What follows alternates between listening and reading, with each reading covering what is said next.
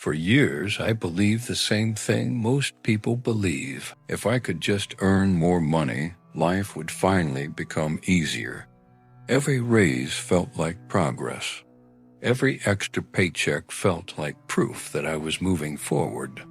Yet somehow, at the end of every month, the finish line always seemed to move a little farther away.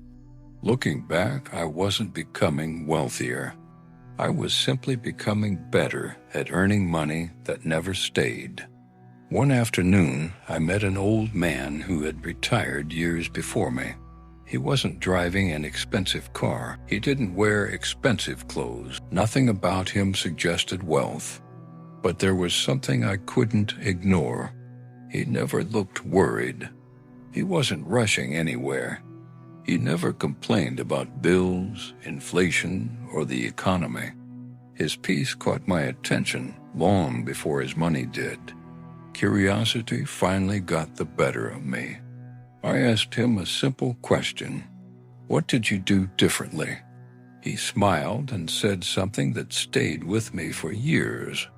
Most people spend their lives working for income. Very few spend their lives building assets. At first, I thought he was talking about investments.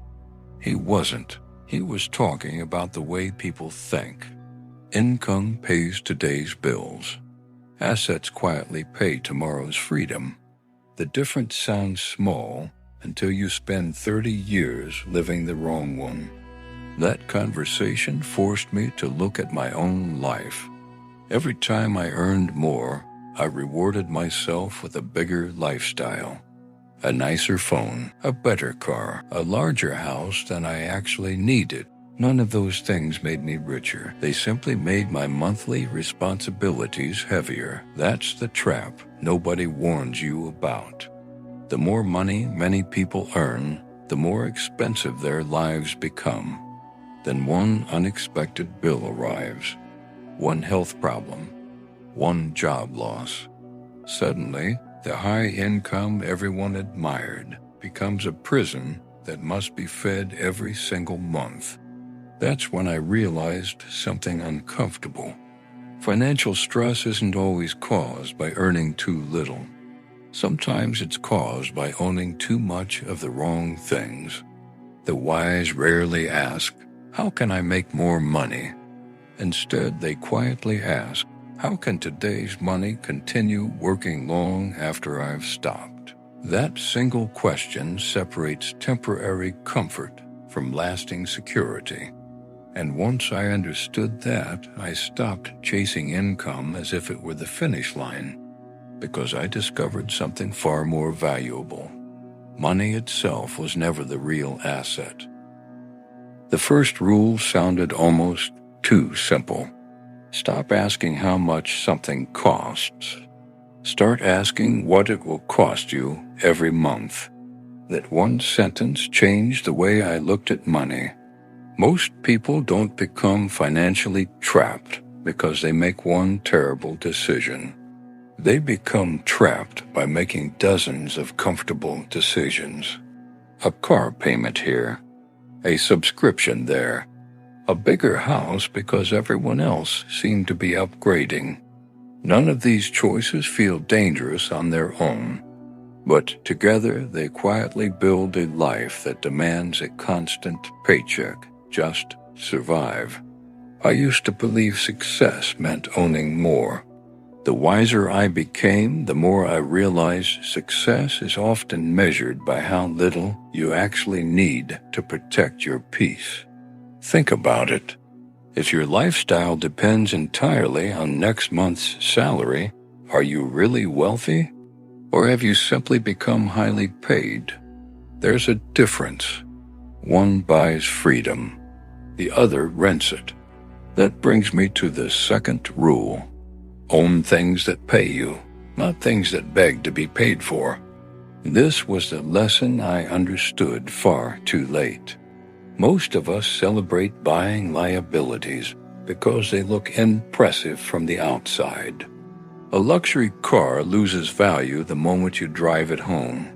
The latest phone becomes old within a year. Expensive possessions demand insurance, repairs, maintenance, and endless upgrades. They don't produce income. They consume it. An asset behaves differently. It quietly works while you're sleeping. It grows while you're busy living your life. It doesn't care whether you're at work or on vacation. Money begins creating more money without asking for your time every single day. That doesn't always mean buying real estate or stocks. Sometimes your greatest asset is a valuable skill that nobody can take away. Sometimes it's a small business that continues serving people whether you're present or not. Sometimes it's knowledge that helps you make better financial decisions for decades. The wise understand something most people overlook. Income rewards effort. Assets reward patience. And patience has become one of the rarest qualities in modern life. Everyone wants fast money. Very few are willing to build slow wealth. Yet history keeps proving the same lesson. People who chase quick riches usually spend years starting over. People who quietly build assets often reach a point where money stops being their biggest daily concern. That's the kind of freedom I wish I had started building much earlier. Because once your assets begin carrying part of life's weight, you finally understand that real wealth has very little to do with showing other people how successful you are. The third rule took me the longest to understand. Never spend tomorrow's money to satisfy today's emotions. Most financial mistakes aren't made with a calculator. They're made with feelings. We buy because we're stressed. We upgrade because someone else upgraded. We convince ourselves we've earned the reward, even when the reward quietly steals our future freedom. For years, I confused emotional relief with financial progress. Buying something new felt good for a few days. Then the payment remained long after the excitement disappeared. That's when I realized something uncomfortable. Many purchases don't improve your life. They simply improve your mood for a very short time.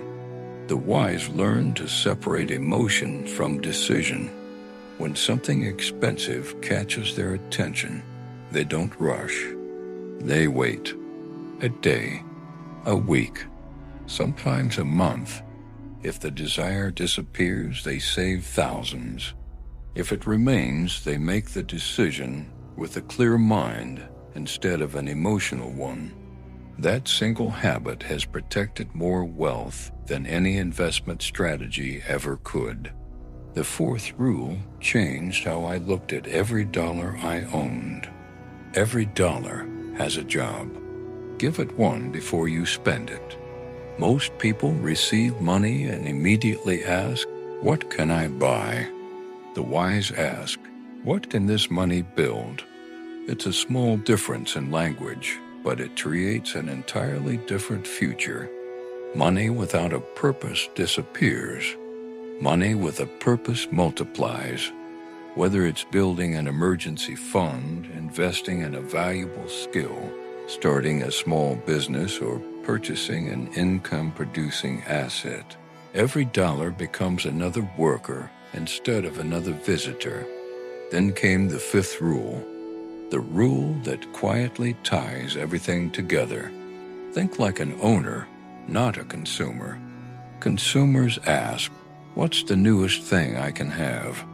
Owners ask, "What's the next thing I can build?" Consumers chase appearance. Owners chase value. Consumers work for money.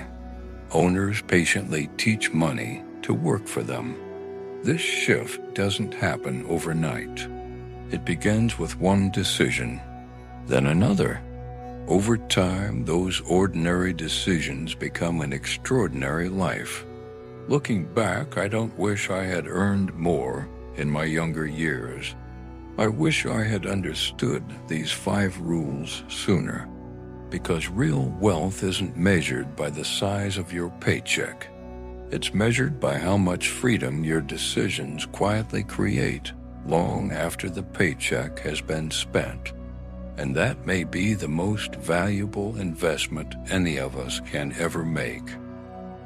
If someone had asked me 20 years ago what wealth looked like, I would have described a large house, an expensive car, and a bank account with more zeros than I could imagine. Today, my answer is completely different. Wealth is waking up without fearing the next bill. It's knowing that one unexpected problem won't destroy everything you've spent decades building. It's having enough time to enjoy the people you love instead of constantly sacrificing them for another paycheck.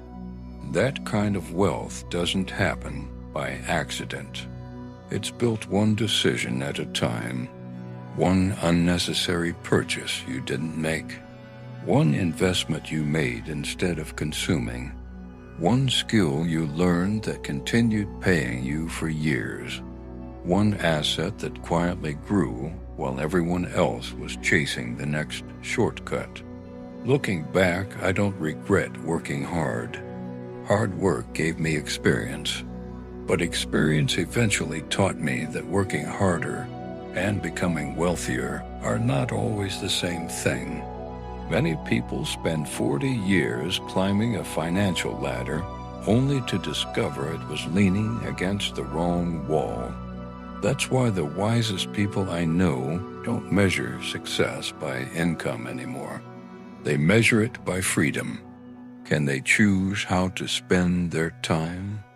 Can they help their family without falling into debt? Can they sleep peacefully without worrying about tomorrow? Those questions reveal far more about someone's financial life than their salary ever will. If you're watching this and thinking it's too late to start, let me remind you of something. The best time to plant a tree may have been 20 years ago. The second best time is the moment you decide that your future deserves better than your past habits. You don't need to become rich overnight. You need to become a little wiser today than you were yesterday. Before we finish, I'd like to connect this conversation to our previous video about losing people after 40. One lesson from that discussion applies here as well.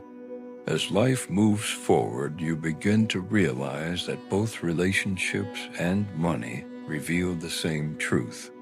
Chasing appearances is exhausting.